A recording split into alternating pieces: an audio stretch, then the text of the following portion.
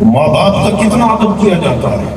اور یاد رکھیں قرآن مجید نے خاص طور پہ بوڑھے ماں باپ کا ذکر کیا، جن کے ماں باپ بوڑھے ہو جائیں، 60 کی عمر سے بڑھ جائیں، ان کا ادب، ان کا احترام، ان کی عزت خود رب العالمین اپنے قرآن میں سکھاتا ہے. اور کیا فرماتا ہے؟ اما یبلغن عندک الکبر احدہما او کلاہما فلا تقل لہما اف. تیرے ماں باپ بڑھاپے کو پہنچ جائے، دونوں یا ایک، تو تو نے ان کے سامنے اف کا کلمہ نہیں کہنا. انہیں گالی دینا تو بہت دور کی بات، ان کو جوتے دکھانا تو بہت دور کی بات.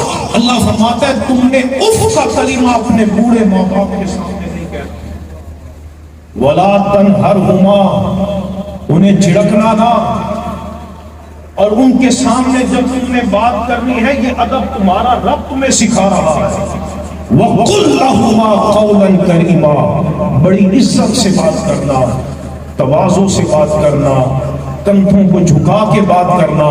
اور تم یہ ساری زندگی دعا دیتے رہنا رب ارحمہما کما ربیانی صغیرا، کہ مولا میں اپنے ماں باپ کی خدمت کا حق نہیں ادا کر سکا، میرے پروردگار میرے ماں باپ پہ یوں رحم فرما دے جس طرح بچپن میں انہوں نے مجھے رحمت کے ساتھ پالا ہے.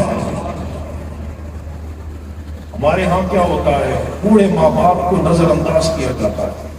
میرے آقا علیہ السلام کی بارگاہ میں جبرائیل امین علیہ السلام آئے.